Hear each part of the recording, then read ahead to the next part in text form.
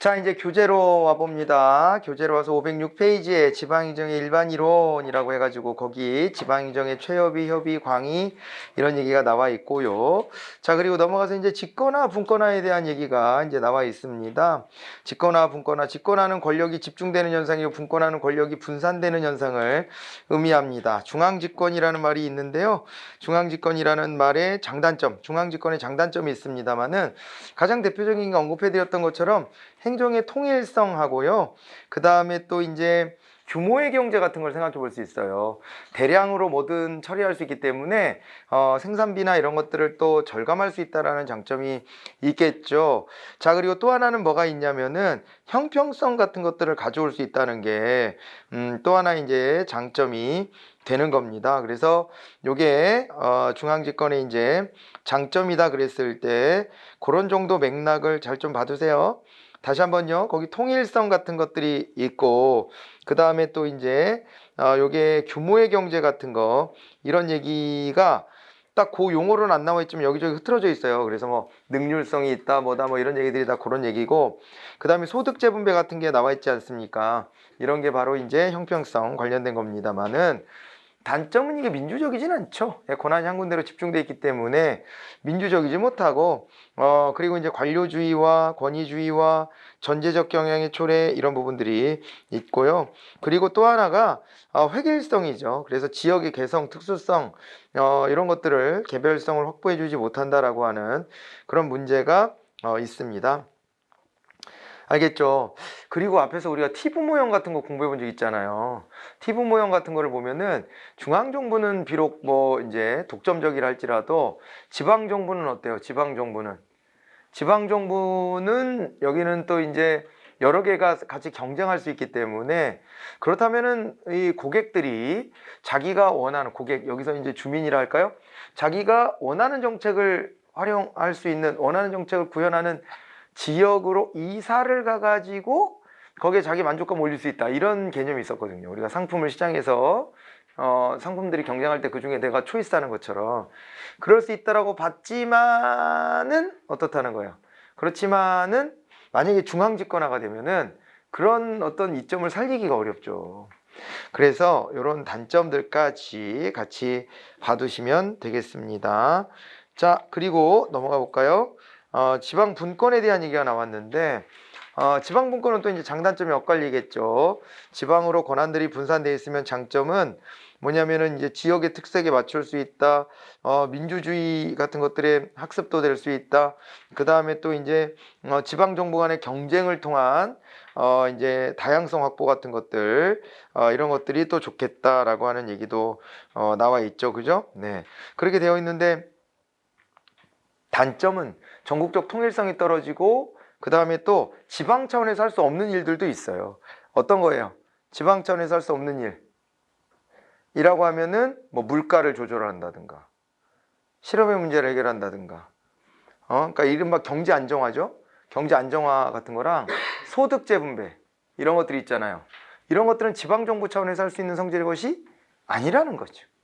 그런 부분들과 관련해서 지방분권의 단점으로 우리가 볼 수가 있습니다. 알겠죠? 그리고 어떤 위기의 순간에는 중앙집권이 필요해요. 위기의 순간에 일사불란하게 뭔가 그죠? 예, 사람들이 한쪽 방향을 딱 설정해 놓고 그대로 움직여주는 게 좀 필요하거든요. 그럴 때는 지방분권보다는 중앙집권화가 낫죠. 그래서 이게 장단점이 이렇게 엇갈린다는 것을 꼭 좀 봐두시고요. 그런데 이제 신중앙집권화가 나타나고 신지방분권화가 나타난다 그랬습니다.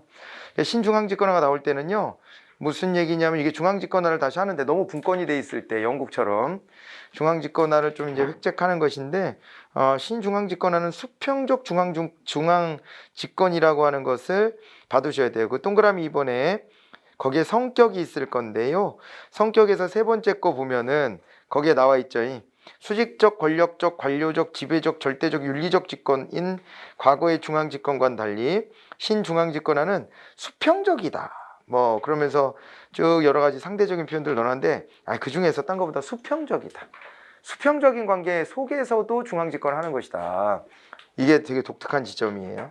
그렇게 좀 알아두시고 신지방분권화 이렇게 되어 있는데 여기는 너무 중앙집권화가 되어 있는 폐해를 지향하기 위해서 신지방분권을 한다 이렇게 봐두시면 되겠어요.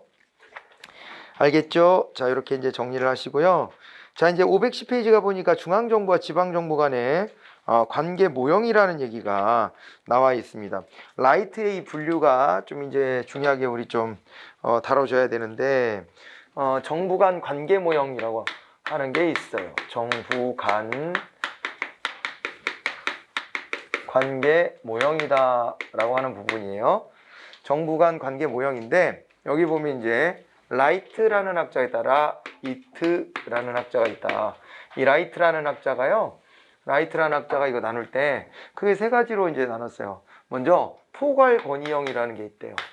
포괄권위형. 포괄권위형 이런 게 있고요. 포괄권위형은 이제 수직적인 거예요, 관계가. 한마디로. 여기 그림 보시면은 포괄권위형은 어떻게 돼 있어요? 요게 그죠? 연방 정부가 다 상위에 서 가지고 나머지들을 이렇게 딱 장악하고 있는 구조잖아요. 포괄권위형은 이런 식으로 해가지고 여기가 이제 연방 정부, 미국에선 연방 정부가 있고, 그리고 여기가 이제 그 다음에 주정부가 있고, 주정부가 있고, 그 다음에 또 뭐가 있어요? 주정부가 있고, 그 다음에 지방정부가 있잖아요. 그죠? 지방정부. 그렇게까지 나눠서 보시면 됩니다. 주정부, 여기가 지방정부.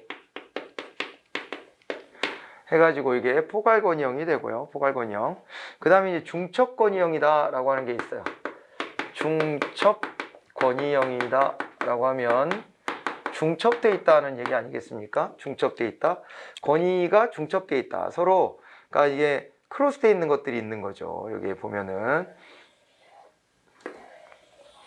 이렇게 각자의 업무는 또 각자의 업무고, 또 이제 중첩돼 있는 건 중첩되는 거고, 그러니까 서로가 이제 겹치는 업무는 겹치는 대로 같이 협력하고, 따로따로의 업무는 따로따로 하고, 뭐 이렇게 보는 거예요. 연방정부, 주정부, 지방정부 이렇게 나눠지고, 그 다음에 또 하나는 포괄권위형, 중첩권위형, 그 다음에 분리권위형이라고 하는 게 있어요. 분리권위형이라고 하는 게 있어요. 분리권위형은 어떻게 되냐면 연방은 연방이고 지방은 지방이다 이 말이에요. 이렇게 해가지고 여기가 연방이면 연방은 연방대로 하고, 그 다음에 여기에 이제 지방정부 안에 주정부 안에 지방정부 이렇게 해가지고 여기 나눠져 있다는 겁니다. 분리권위형. 그래서 이게 지방 분권과 관련돼서 가장 분권이 되어 있는 건 어떤 거예요?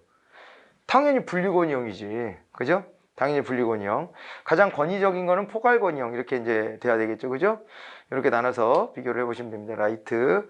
그리고 또 한 사람은요, 로즈라는 학자가 있는데, 로즈는요, 이제 상호 의존적인 권력 의존 모형이라고 하는 걸 얘기를 했어요. 엘코크 같은 사람도 있는데, 먼저 로즈가 시험에 또 나왔었기 때문에 로즈를 보게 되면 권력 의존 모형이라고 돼 있잖아요. 그러니까 이게 자원의 차이가 있대요. 로즈가 봤을 때는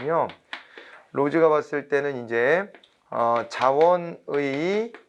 자원의 이제 격차가 있기 때문에, 그러므로 여기 이제 상호 의존의 필요성이 있다는 거예요. 상호 의존이 필요하다는 건데, 그 상호 의존에서 보게 되면은 이런 거예요. 중앙정부가 가지고 있는 자원이 뭐냐? 그랬을 때는 법, 제도 같은 것들을 전국적 통일성을 가지고 만들 수 있는 거예요. 알겠죠? 그러니까 서로 의존되는 게 아니라, 여기는 이제 중앙정부는 법적 자원, 그 다음에 이제 재정력, 이런 것들이 좋은 거예요. 근데 지방정부는 뭐가 우수하냐면, 지방정부는요, 정보에서 앞선다는 거예요. 정보와 조직, 이런 게 앞선다는 거예요. 그렇기 때문에 어느 한쪽이 일방적으로 다른 쪽을 예속해서 끌고 간다? 뭐 이런 형태가 아니라 서로 의지해야 된다는 거죠. 서로 의지해야 된다. 요거를 이제 상호 의존 모형이라고도 하고 권력 의존 모형이라고도 하고 그렇게 이야기를 합니다. 이런 걸 봐주시고 아까 엘코크가 있었으니까 잠깐 돌아가 보면 엘코크는요 대리인 모형, 동반자 모형, 지배인 모형 이렇게 이제 나눠놨는데 대리인 모형이다 그랬을 때 지방은 중앙에 대리인에 불과하다 이렇게 이제 보는 모형이고 동반자 모형은 이제 지방이 고유의 권능을 가졌다 이런 건데 지배인 모형은 지방 정부는 중앙 정부로부터 어느 정도의 자율성을 가지고 지방을 관리해 나간다 이렇게 하면서 동반자 모형을 좀 수정해 가지고 좀 중간적인 모형을 만든 거예요. 그걸 이제 지배인 모형이라고도 하는데 아무튼 우리 시험에서는 라이트 분류하고 거기다 로우즈 정도 같이 섞여서 나온 적이 있습니다. 그렇게 알아두시고요. 광역행정이다라는 말이 나왔어요. 광역행정. 이것은 너무 또 지방 분권만 또 하다 보면은 그럼 어떻게 돼요? 지방으로 다 권한을 쪼개도 아까도 말했지만 통일성이 떨어지고 지역의 개성을 살린다라는 장점도 있지만은 양가적인 면이 있어가지고 또 반대로 보면 어때요? 지역의 개성을 살린다는 것이 거꾸로 얘기하면은 격차가 벌어진다는 거예요. 지역 간 격차가 벌어진다 이 말이에요. 알겠죠? 네, 그런 문제가 좀 있습니다. 그래서 이제 광역행정이 필요하다 그러는데 우리는 알아서 광역행정을 하고 있는데 왜냐면 광역자치단체를 중간에 끼워놨잖아요. 그래서 이제 그런 광역행정 하고도 있지만은 이거 이외에 다른 방식들도 한번 같이 보는 거예요. 512페이지 거기 봐보면 공동처리 방식, 그 다음에 연합 방식, 통합 방식 같은 것들이 있습니다. 공동처리, 연합, 통합 이런 게 있어요. 자, 다시 한번 여기 볼까요? 이제 광역행정이라고 하는 것은 너무 중구난방으로 찢어지는 것보다는 그래도 좀 요즘에는 교통통신도 발달하고 그래서 우리 생활권도 확대가 됐거든요. 그렇기 때문에 좀 더 넓은 범위로 우리가 좀 설정을 해가지고 지방자치를 좀 이해할 필요가 있다 이건데 그렇지 않습니까? 저도 요일마다 가 있는 데가 달라요. 요일마다 가 있는 데가 달라. 그렇기 때문에 요즘엔 교통도 발달하고 통신도 발달하고 아무튼 그리고 이제 산업 구조도 달라졌기 때문에 한 군데에 정주하여 내 주소지에서만 계속 생활하는 게 아니잖아요. 그러니까 이게 지방자치를 작게 쪼개서 이렇게 한다 그러면은 이 농경사회에서는 그게 딱 맞아 떨어질 수도 있어. 내가 태어나서 죽을 때까지 같은 하늘만 보다 죽는 거잖아. 거의 같은 하늘만 보고 계속 여기서 주변 이웃들하고 피부치 마냥 같이 의존하고 살고 그죠? 공동체적인 문화 속에서 살고 이렇게 살다가 죽는 거지만은 그러지만은 지금 산업사회 때는 옆집 사람들하고 좀 친하세요? 주로 아파트 사시죠? 옆집 사람 친한 아파트에서? 나 앞집 사람 얼굴을 몰라. 그리고 이사 간 지 지금 3년 지났는데 얼굴을 마주칠 일이 없어가지고 얼굴을 몰라요. 거기 누가 살고 있는지 어느 정도 살고 있는지 그 집 아들은 좀 한번 본 것 같은데 그 집 아들은 좀 장성했더라고. 그러면은 그죠? 예, 연배가 좀 있는 분들이 살 텐데 한 번도 본 적이 없어요. 그러니까 이래 옆집이어도 막 그렇게 되고 윗집 아랫집 사이에서는 좀 교류가 좀 있죠. 그래도 아파트에서 뛰지 말라고 그냥 뛰지 마라 시끄럽다 잠이나 쳐자라 직접 하면 싸움 나니까는 그 경비실 통해 가지고 경비 아저씨들 이게 고난의 직업이야 진짜. 싫은 소리고 해야 되고 또 그러면 또 누가 뭐라고 할 수도 있잖아요. 뭐 우리가 시끄럽냐고 또 막 이러면 또 그래서 갑질 또 출연할 수도 있고 말이야. 참 그러네. 우리가 왜 이렇게 됐나 이렇게 생각해 보면요. 서로가 기본적으로 생활 속에서 이 동선이 좀 겹치고 생활관계 속에서 주고받는 게 기브 앤드 테이크가 있어야 되는데 그게 없어서 그래요. 그러니까 옛날 사람들은 되게 마음이 선해서 더 공동체적이었고 지금 이기적이어서 그렇다? 글쎄 구조적인 요인이 더 크지 않을까? 그렇게 만들어진 요인이 크지 않을까? 지금 뭐 사람들 보면은 그렇잖아요. 여러분들 주변에 만난 사람 다 되게 이기주의자예요? 그렇지 않아. 그 되게 이기적인 사람들은 눈에 띄어가지고 거의 친구가 없어. 그렇게 하면. 그래서 옛날 사람이 지금 사람이나 우리가 현생 인류는 다 똑같아. 4만 년 전에 크로마뇽인 우리가 크로마뇽인의 후예들이잖아. 그러니까 이제 4만 년 전 인류부터는 차이가 없다고 봐야 돼요. 고조선세 사람들이 우리보다 멍청했거나 IQ가 딸리거나 아닙니다 전혀. 저 옛날에 저 오스트랄로피테쿠스 정도는 모르겠는데 300만 년 전이면 그거 아닌 이상은 지금 현생 인류가 똑같은데, 근데 구조가 다르고 환경이 다르고 그래서 사람들의 행동 양식이 달라지는 거 아닐까? 그래가지고 지금은요, 도시 생활은 집은 잠만 자는 곳이에요. 잠만 자는 곳이고, 주로 생활은 나와서, 그죠? 주소지에서 나와서 주로 생활하기 때문에 직장 내에서 만나는 사이가 더 중요하지 앞집 사람이 별로 중요하지 않아요. 응? 그리고 뭐 공감할 수 있는 게 뭐 있어? 간혹 이런 건 있어요. 아이들 교육 때문에 주변에서, 그죠? 주로 이건 엄마들이 많이 하긴 하는데, 엄마들끼리 이렇게 교류하면서 친해지고, 누구 엄마 누구 엄마. 근데 그것도 좀 안타까워. 우리가 교육열이 너무 높아서 이제 그런 공동체가 형성되는 것.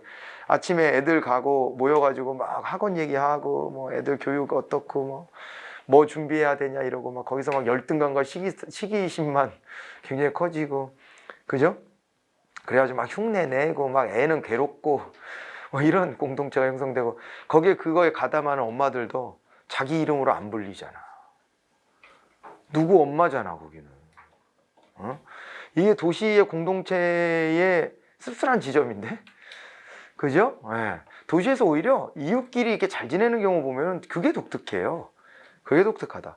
이렇게 볼 수가 있는데, 자, 이제 이렇게 되어 있는 구조 속에서는 광역 행정이 필요한 거예요. 그러니까 생활 권역 자체가 넓어졌는데, 그렇잖아요. 가끔 저는 그 생각도 해요. 우리 지역이 지역구원 있잖아요. 지역구원 뽑아놨는데 그 사람이 우리 동네를 위해서 일을 한다고 하겠지.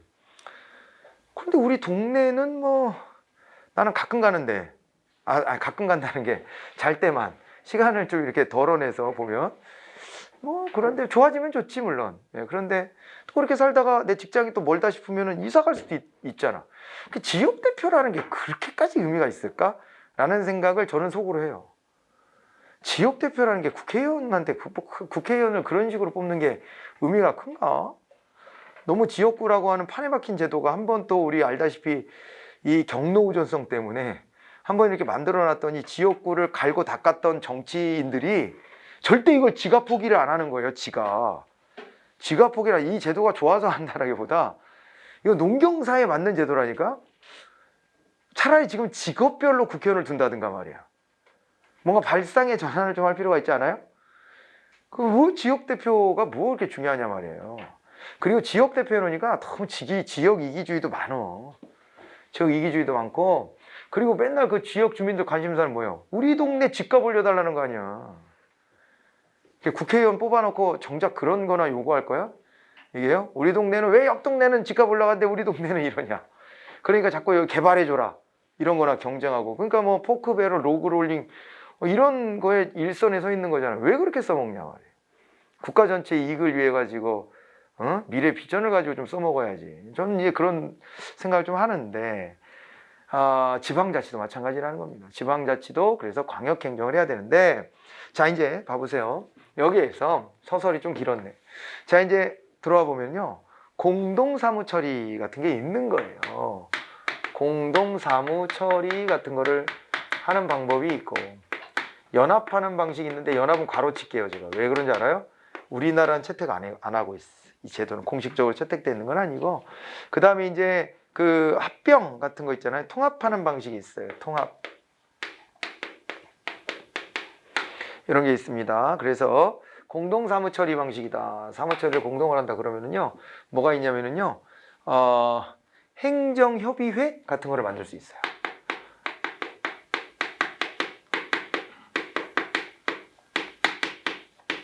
이런 거 만들 수 있습니다. 행정협의회다 그러면은요, 어떤 특정 사안에 대해서 여러 인접한 지방자치단체끼리 같이 다 연계가 되어 있을 때 그 문제를 같이 모여서 논의합시다 해가지고 행정협의회를 만들어. 그럼 이제 예를 들어서 아까 말했던 쓰레기 소각장, 이거를요 무슨 기초자치단체마다 설치할 필요까지는 없거든. 하수처리장, 이거 마찬가지잖아요. 기초자치단체마다 다 하나씩 있어야 된다 이런 건 아니에요. 뭐 이제 이렇게 큰 대도시, 이런 데라면 그게 다 필요하겠지. 뭐 수원, 용인, 뭐 고양, 뭐 이런 데처럼 인구가 막 100만이 넘어가 자체적으로. 그러면 여기에 뭐 혐오시설들도 다 갖추고 뭐도 하고 막 이래야 되겠지만은 그렇지 않은 도시들도 있거든요. 그렇지 않은 기초자치단체들도 있어. 인구도 몇 안 되고. 그러면 그런 데들이 전부 다 이런 혐오시설도 하나씩 다 만들어 이럴 필요는 없으니까 이거를 어떤 거는 어디에 두고 어떤 건 어디에 두고 이런 거 같이 협의해서 처리해도 되지 않아요? 그렇게 하면 훨씬 더 효율적이고 혐오시설 개수도 줄이고 그럴 수 있잖아요. 그런 걸 하려면 어떻게 해야 될까? 그런 걸 하려면 행정협의회 같은 거를 만들어 가지고 여기에 따르면 되죠. 이거는요 지방자치법에 근거해서 보면 요거는요 의무가 이제 생겨요. 여기 행정협의회가 결정하잖아요. 그거를 따라야 돼. 이걸 그대로 이행해야 될 의무가 있어요. 요대로 이행의 의무라고 쓸까? 그냥 차라리 이행 의무가 있다 이 말이에요. 행정협의회가 결정한 것을 따라야 한다라고 돼 있어요. 따라야 한다. 그렇게 돼 있고 그 다음에는요 위탁을 할 수도 있죠. 위탁, 행정 업무 위탁. 위탁은 우리가 비용 될 테니까 니네가 대신 해줘 좀. 우리가 위탁할게 이렇게 그죠? 그런 게 또 가능하고요 서로 간에. 그리고 협의체 같은 거를 만드는 것도 있어요. 협의체는 협의회랑 뭐가 다르냐면 협의체는 예를 들면 이런 거예요. 시도지사 협의체 이런 걸 만드는 거예요. 시도지사 협의체. 그러면은 광역자치단체 장들끼리 모여가지고 여기서 논의를 또 하고 기초자치단체 장들끼리도 모이는 게 있어요. 시군 구청장 협의회, 협의체 이런 게 있거든요. 우리는 구분할 때 협의회와 협의체는 그렇게 구분합시다 용어로. 그래서 이런 것들을 만들고 의장단끼리도 모이고 이런 걸 합니다. 그래가지고 이런 협의체 같은 게 있고요. 그 다음에요 사무조합을 만드는 거예요. 특별지방자치단체라고 하는데 조합을 만드는 거예요. 조합. 그래서 여기서는 일부 사무조합이라는 게 있어요. 사무조합. 조합이 뭔지 알아요? 조합? 뜻이 있는 사람들끼리 모여가지고 여기에서 같이 참여하여 같이 문제들을 해결해 나가는 방식이 조합이에요. 근데 이거는 협의회보다는 더 화학적 결합이 이루어지는 거예요. 그러니까 협의회는 화학적 결합까지는 아니에요. 특정 현안에 대해서 우리도 골칫거리고 니네도 골칫거리인데 만나서 얘기 좀 해. 이런 방식이라고 한다면 일부 사무조합까지 가면은요 하나의 덩어리가 됐다는 인식이 생기는 거예요. 그래서 얘는요 특징이 요거는 별도 법인이 되는 거예요. 이 조합이라는 게 되면 사무조합이 되면 별도 법인이고요. 그러니까 지방자치단체가 하나씩의 법인들이잖아요. 법인이라는 개념은 알아요 몰라요? 여러분들 이름으로 통장 만들 수 있죠. 그죠? 통장 만들 수 있죠. 지방자치단체는 각자 법인이라서 자기 이름을 단 법인을 만들 수 있어요. 자기 이름을 단 법인을 만들 수 있다고. 이해돼요? 그렇게 될 수 있고 그 다음에 있잖아요. 법인이라서 독자적인 아무튼 경쟁이 같은 게 되고 그 단체 이름으로 계약 같은 걸 맺을 수 있어요. 이게 원래 민법상의 권리 능력이라고 하는 건데 권리 능력이 있는 거예요. 법인은 단체인데 사람처럼 권리 능력을 부여받는 거예요. 알겠죠? 그러니까 독자적인 하나의 단위가 되는 건데 법적으로 봤을 때 이 조합은 지방자치단체들이 모여가지고 조합을 결성하면 이거를 또 다른 법인으로 만드는 거예요. 그래서 화학적 결합이라고 하는 거예요. 화학적 결합. 여기 있는 사람들끼리는. 알겠죠? 이런 걸 만들어서 운영을 할 수도 있습니다.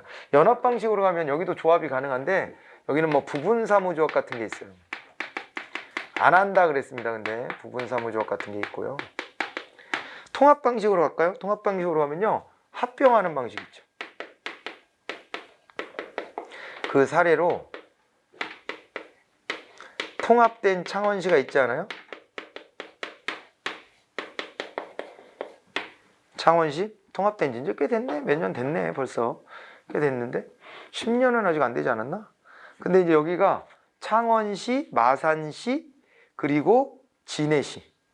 원래 진해는 좀 이제 어촌마을인데, 진해는 좀 작았던 곳인데 또 인구가 돼가지고 시가 됐고, 원래 저기 중심지는 마산이죠. 마산이 이제 큰 공업단지로 이렇게 맨 처음에는 마산이 수출자유구역 자유지역 옛날에 이래가지고 유명해. 마산이 그렇게 발달하다가 그 옆에다가 계획도시를 하나 더 만들었어요. 그게 창원이야. 창원. 우리나라 최초의 계획도시예요, 창원이. 창원을 만들어 가지고 여기를 막 키웠더니 여기가 이제 또 대도시가 됐죠. 인구가 오히려 이제 창원 쪽이 더 커지고, 왜냐면 마산보다는 더 이제 대기업 같은 것들도 좀 들어오고 해가지고 아무튼 컸어.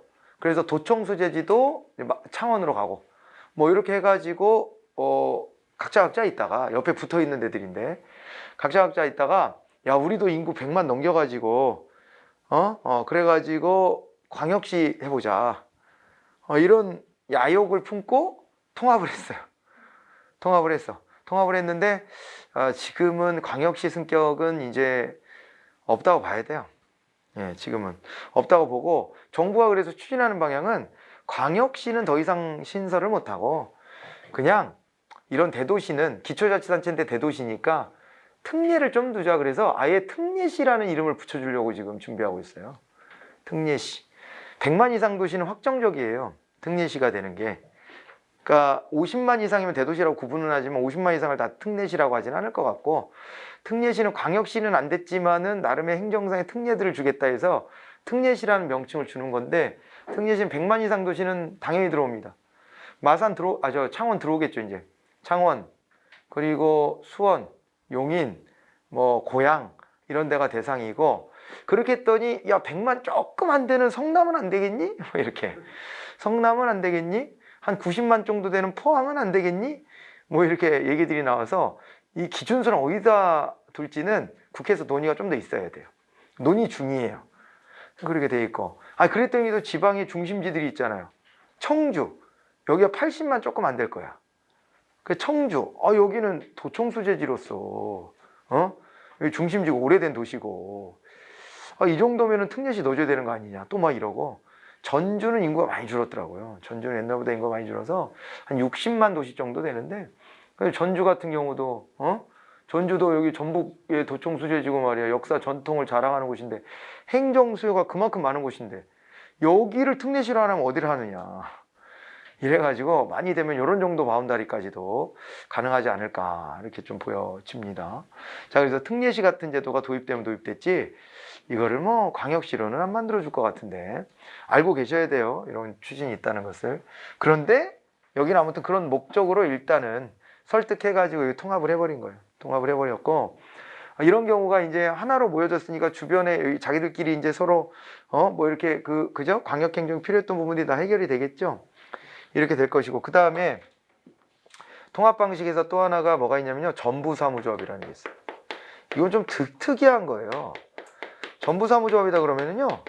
각자의 자치단체는 그대로 두 대 모든 업무를 조합해서 다 같이 해결하자 해서 또 다른 상급 좀 범위가 넓은 법인을 또 만들어 놓는 거예요.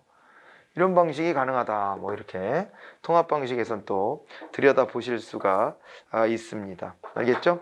자, 이런 것들 중심으로 해가지고 한번 봐두시고요. 그 다음에 있잖아요. 그 5번에 가보시면 특별구역의 설정이라고 하는 게 있죠. 이것도 광역 단위로 해가지고 여기다 집어넣는 건데 특별구역을 우리가 뭘 설치해놨냐면 교육구를 설치해놨어요. 교육구를 설치해놨다고. 교육구. 그래서 교육감을 따로 선출하지 않습니까? 광역자치단체장급으로 교육감을 교육구예요. 교육구. 교육구역을 따로 나눈 건데 그 구역이 뭐랑 겹쳐? 광역자치단체 구역하고 겹쳐. 똑같이 나눠놨는데 근데 개념은 우리가 머릿속에 두 개가 있는 거죠. 교육으로 나눈 구역이 또 있는 거예요. 바운다리는 똑같이 겹치지만은 구역의 개념이 하나가 더 있는 것이다. 이렇게 보시면 되겠습니다. 이게 독특한 겁니다. 외국에 보면 오히려요. 사법자치는 해요. 우리는 근데 사법자치는 안 해.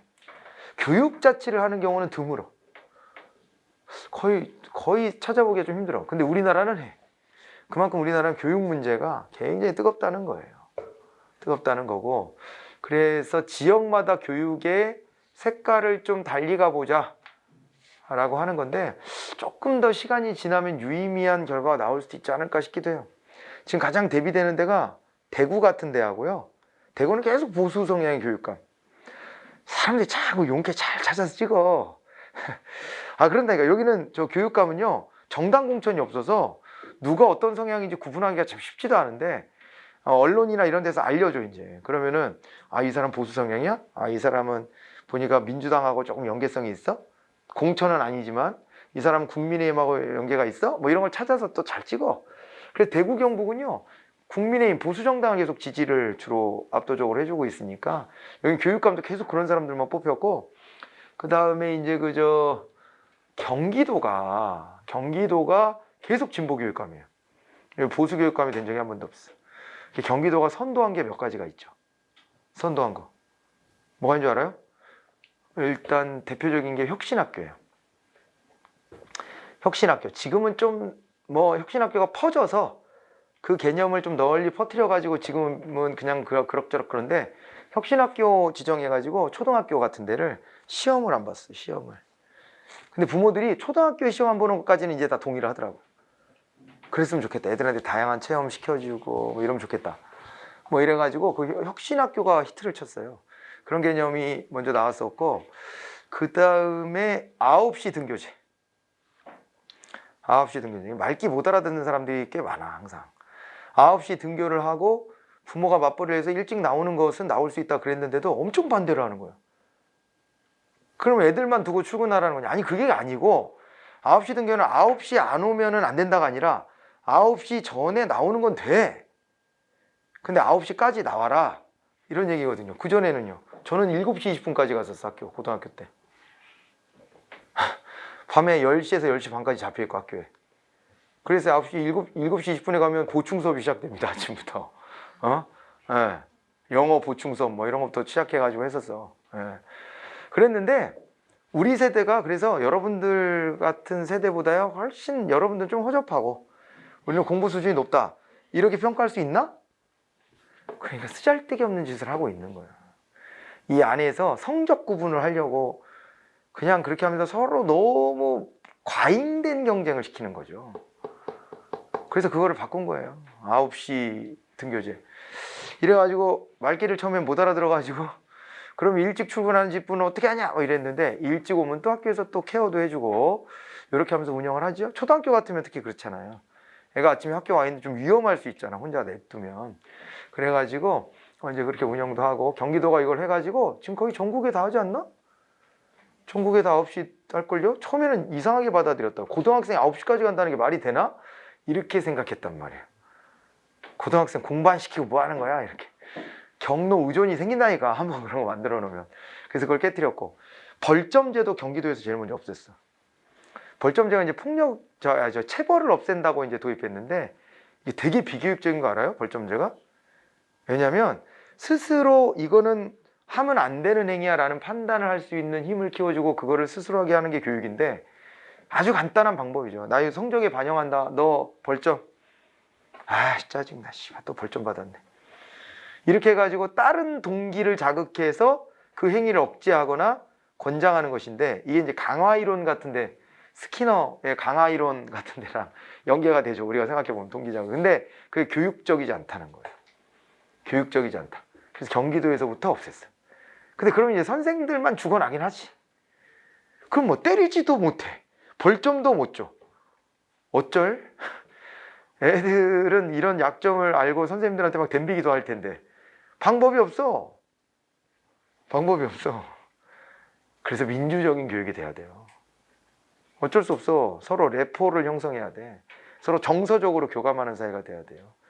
그래서 교실이 많이 줄어가지고, 그죠? 다행이야. 인원이 별로 없어서. 많이 줄었지 않나요? 더 줄여야 되죠. 그러니까 한 20, 30명 되나 지금? 20몇 명 되잖아요. 아니, 저희 반이 저 인원이 몇 명 됐냐면, 제가 번호로, 제가 중2 때 번호가 64번인가 그래서 키순서로 했거든요. 키순서로 제가 64번. 전학가 가지고. 전학가서 64번. 네.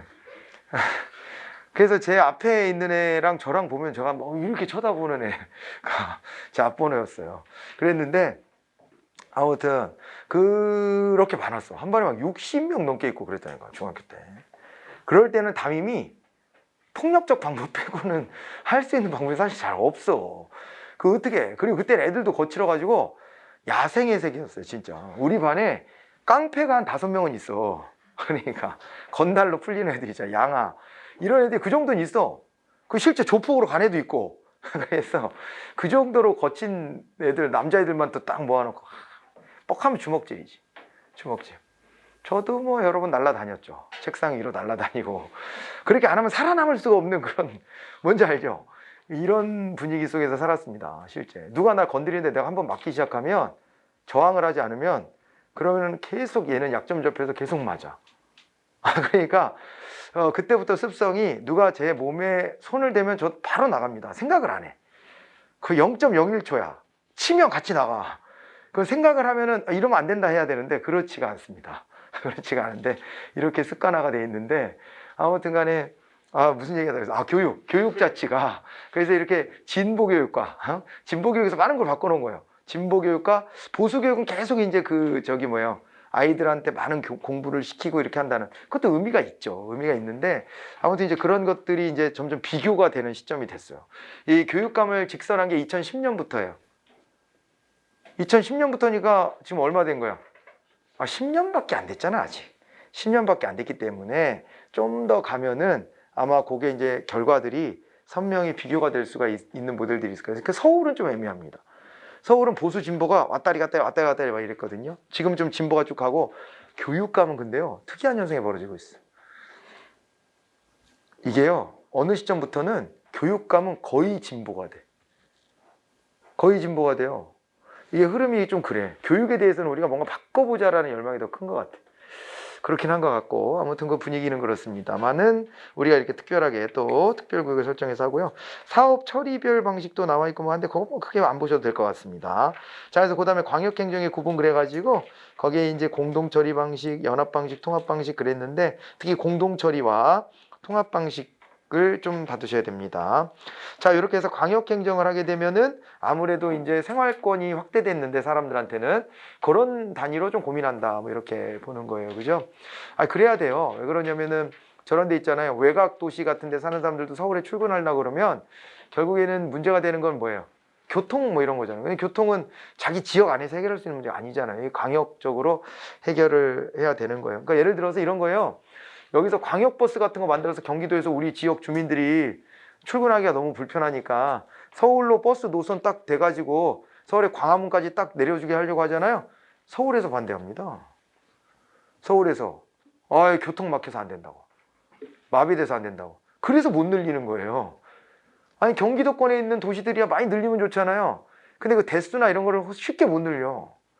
서울에서는 난감한 거죠. 서울에서는 이게 사방팔방에서 다 모여들잖아. 이걸 무한히 둘 수가 없어. 그래, 그런 거 협의하고, 그게 광역행정이라는 거예요.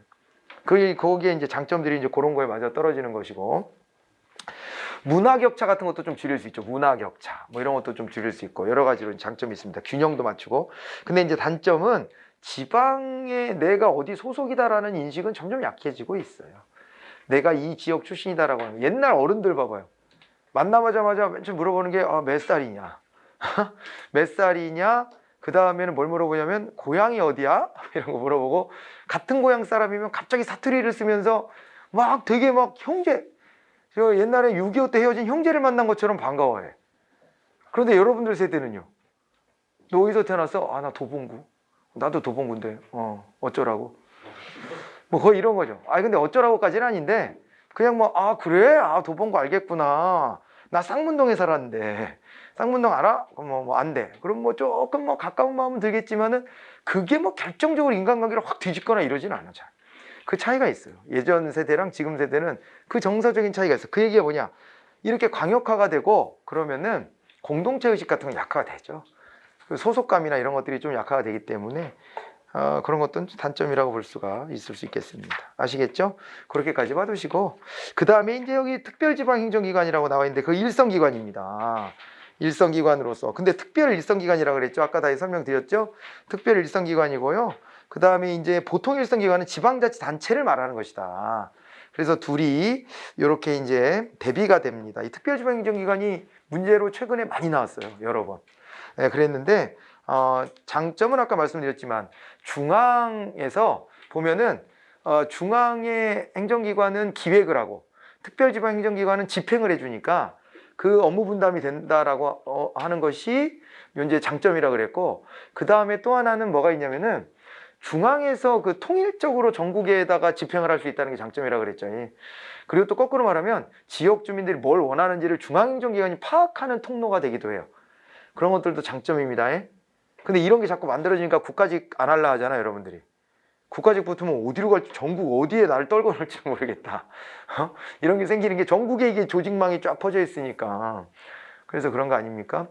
세무직 쪽 얘기 들어보면은 치열해. 세무직으로 붙잖아요. 그럼 제주도에 저희 있어요, 연수원이. 2달 동안 교육을 받은 다음 성적이 안 좋으면 전혀 연고가 없는 지역에 떨어진다. 그리고 인구가 좀 적고 군 지역 이런 데는 젊은 사람들은 좀 별로 안 가고 싶어 하잖아요, 아직은.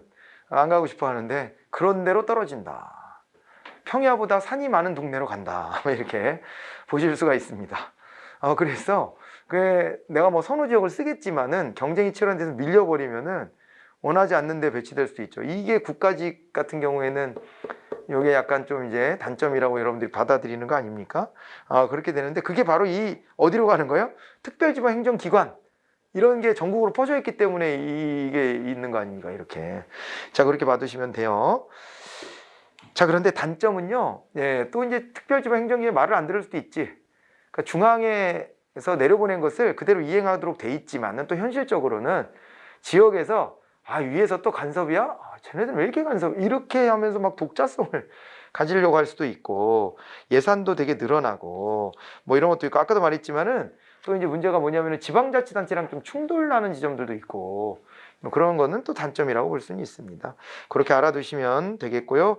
그 표들을 보면은 그래서 거기에 이제 우리 일선 기관하고 지방자치단체에 대한 구분이 있는데, 정확하게는 사실은 이제 특별지방행정기관이 특별 일선기관이고 지방자치단체가 이제 보통 일선기관인데, 그런데 이제 그거를 구분을 그냥 용어를 여러분들 잘 해석을 하시면 되는 거예요. 그래서 이렇게 좀 혼용해서 쓰기는 합니다. 혼용해서 쓰긴 하는데 그거에 대한 특징들을 보시면 돼요. 그래서 거기 특별 일선기관은 별도의 법인격을 안 갖고 있어요. 중앙행정기관의 소속기관이니까 따로 법인격을 가질 필요가 없는데, 지방자치단체는 별도의 법인격이고 자체적인 판단과 집행도 하는 데잖아요. 그런 거가 좀 차이가 있는 겁니다. 그런 비교를 여러분들이 해보시면 됩니다. 여기까지 마무리할까요? 다음 시간에 이제 지방자치 쪽으로 들어가는데, 여기서도 지금 벌써 공부해 놓은 게 좀 있습니다. 그거 복습도 하고요. 우리 주민자치, 단체자치 하면서 또 더 얘기를 끌어나가 보도록 할게요. 수고들 하셨어요.